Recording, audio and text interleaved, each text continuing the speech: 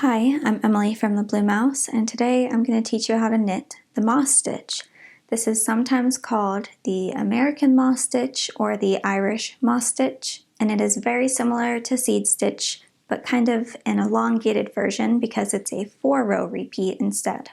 To begin, you'll cast on an odd number of stitches. It doesn't matter how many, as long as it's an odd number. And this is a 4-row repeat. So for this stitch, you're going to alternate knit stitches and purl stitches. I'm going to show you in slow motion how to do that, but I recommend that you go and watch my tutorials on each of those stitches individually before watching this. So row 1 is a knit 1 followed by a purl 1, repeated until you only have 1 stitch left. So to begin, you're going to go into the first stitch as if to knit.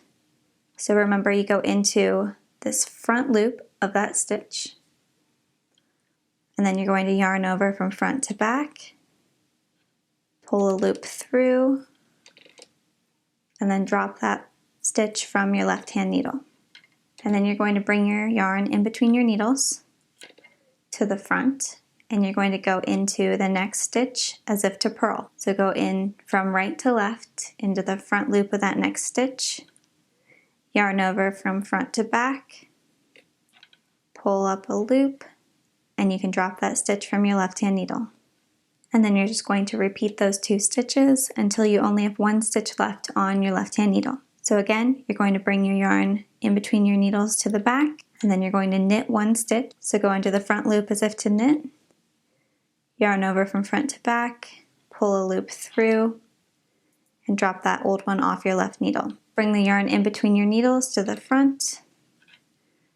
Then you're going to go into the next stitch as if to purl from right to left, and then you're going to yarn over front to back, pull it through, and drop that left hand stitch. Bring your yarn to the back. And you're just going to repeat those 2 stitches until you have only 1 stitch left on your needle. And then when you get to the final stitch, you're going to knit it. So go into the front loop, yarn over front to back, pull it through, and then slide it off your left hand needle.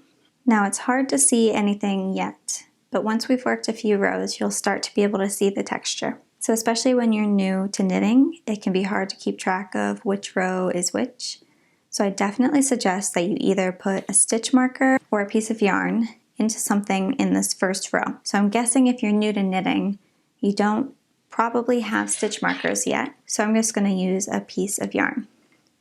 So I'm just going to put my needle just into a loop and then just kind of thread a piece of yarn through it. So you can use a tapestry needle if you have one, or a crochet hook too. But this way I can just tell what is an odd numbered row and what is an even numbered row, or what is a right side row or a wrong side row. So I know that this was the row that I started on. So go ahead and turn your work, and that just means flipping it so the tip of your needle is facing the other direction. So for row 2, you're going to do a repeat of a purl 1 followed by a knit 1 until you have only 1 stitch left on your needle, and then you're going to purl it. So to begin, you're going to want your yarn in the front of your work, and we're going to go into that first stitch as if to purl. So go into the front loop from right to left, which is also known as purlwise. Go over that needle from front to back, pull through a loop, and then slide it off your left hand needle. Then go ahead and bring the yarn in between your needles to the back, and you're going to knit the next stitch. So go into the front loop towards the back, yarn over front to back, pull through a loop, and drop it off your left hand needle. And just go ahead and repeat that. So purl 1,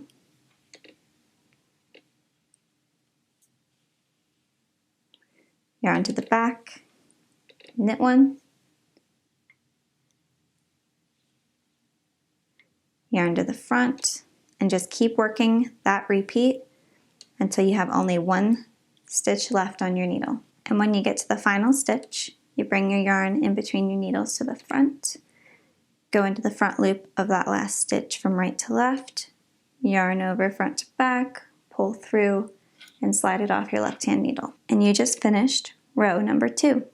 So again, we're going to turn our work so we can work row number 3. And if it helps you remember, you're turning it so that the tip of your needle is on the right side towards your right hand. So flip it that way. And for this row, we're going to do the same thing as we did last time. So we're going to purl one, followed by a knit one, and repeat those 2 stitches until we have only 1 stitch left, and then you'll purl it. So you want your yarn in the front of your work, and we're going to go into the first stitch as if to purl. So from right to left into that front loop,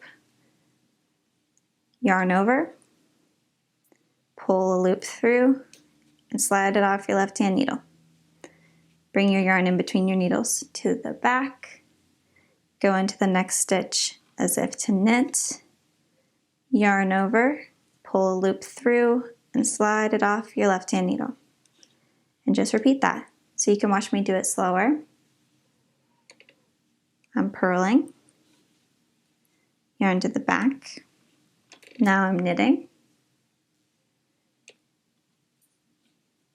and just keep doing that until you have only 1 stitch left on your left hand needle. And when you get to the final stitch, we're going to purl it. So bring the yarn in between your needles to the front, go into it from right to left as if to purl, yarn over, pull a loop through, and slip it off your left hand needle. And you have completed row 3.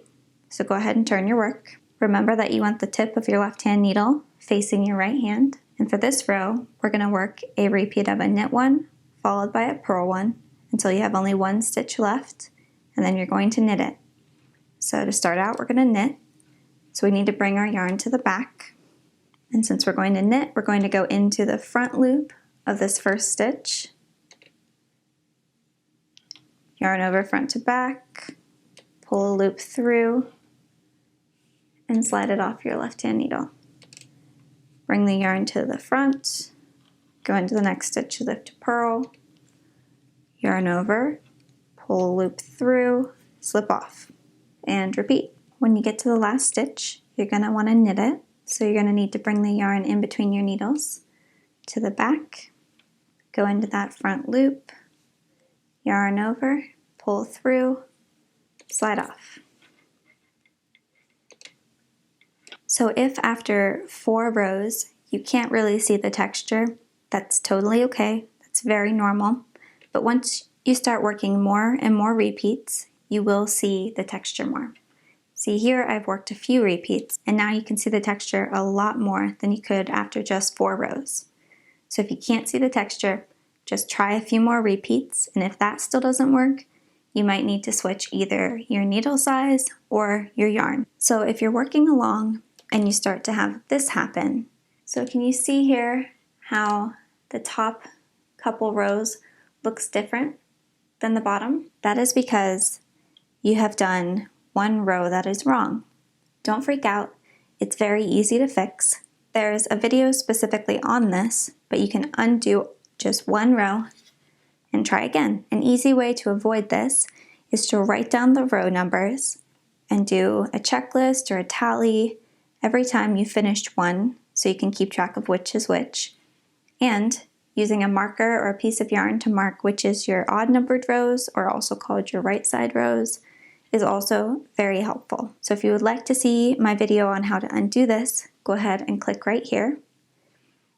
And if you have no idea where to start with that, I have a video on pairing needles and yarn together. Thank you so much for watching. I hope you found this helpful. If you did, please leave a like and subscribe for more tutorials and podcasts.